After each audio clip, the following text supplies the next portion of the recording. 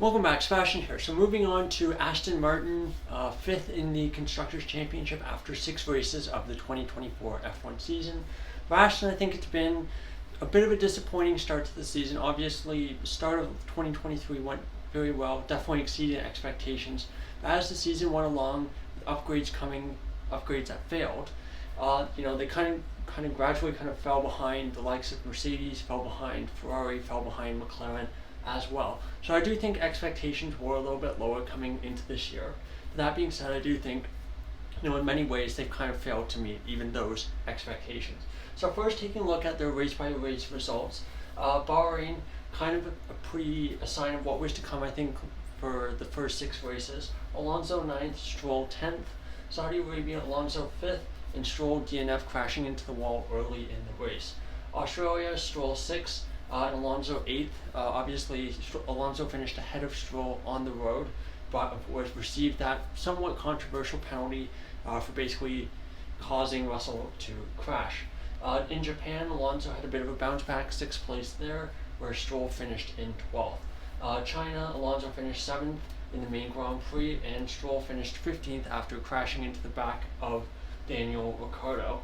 In Miami, Alonso finished 9th, where Stroll finished 17th, receiving a time penalty for overtaking Alex Albon off track. So definitely Alonso has been pretty consistent, as good as always, finished in the points every single main Grand Prix. For Stroll, only 2 points finishes, which is not great. And when you compare the points head to head, it's a pretty ugly picture.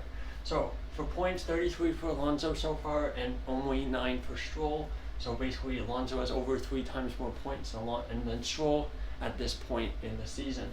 Average finishing position, Alonso 8.71 for Stroll, 12.33. So about 3.5 positions difference. Pretty big gap there. When we look at starting position, again, a really big gap.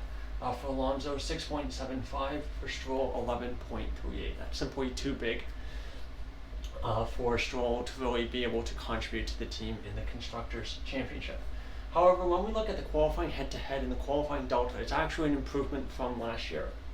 So qualifying head-to-head is 4-2 in favor of Alonso, with an average qualifying delta of 0.233 seconds, which is actually an improvement from Stroll's perspective compared to last year's average, which is 0.475. So almost, about half the gap that was last year. So while qualifying, I think, has been an improvement, those improvements haven't really showed up in terms of grid position, I think, which speaks volume to how tight the field is. And when we look at points above expected, I think it really tells a pretty poor picture for Stroll in what is supposed to be his strength. So points above expected for Alonso, negative 4.29 or 88%. For Stroll, negative 8.49 or about 50%.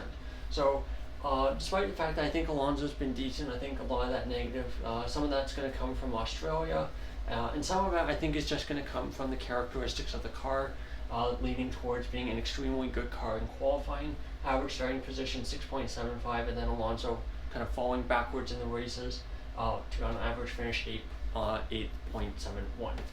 So moving on to looking at the team, the constructor itself. 2022, the first year of the new regulations, 55 points total. Pretty poor start to the season. After the first quarter of the season, only 6 points. They ended up finishing 7th in the constructors with an average pole gap of 1.937 seconds, which was actually 9th on the grid that year. So very, very poor in qualifying, although arguably some of that was down to their drivers being Vettel and Stroll. 2023, really kind of a breakout season, especially at the start. 280 points and 102 points after the first quarter of the season. So that would account for over 1/3 of their point total for that season. They ended up finishing 5th in the constructors, average pole gap 0.774, which was 4th, so they were ahead of McLaren in that metric over the course of the season. And this year, 2024, 42 points so far, 5th in the constructors, average pole gap of 0.574, which again is 4th, this time ahead of Mercedes. So the average pole gap has actually decreased, and you could make a good argument that in qualifying at least, this year's car is actually a bit better than last year's on average, of course. Start of last year, I think, start of 2023, The 2023 car, I think, would definitely be a bit better still. But still, yeah, a bit of a disappointing start for Aston. I think they're really going to be hoping that some of the upgrades that they're hopefully bringing in the next race in Imola will help improve the car, help move it forward. Otherwise, I think it's going to be they're going to be stuck in this kind of mushy middle, 4th, 5th in the constructors realistically, and they're really going to be trying to hope that a team like Racing Bulls or a Haas or even an Alpine don't find some kind of really innovative solution and kind of leapfrog them as well. Otherwise, I think they're probably going to be finishing in 5th again this year, 2025 as well. Unless they have a massive turnaround in the winter, they're probably going to be looking at a similar position. But there you go. There's my take on Aston Martin through the first 6 races of the 2024 F1 season. Thank you so much for watching. Goodbye.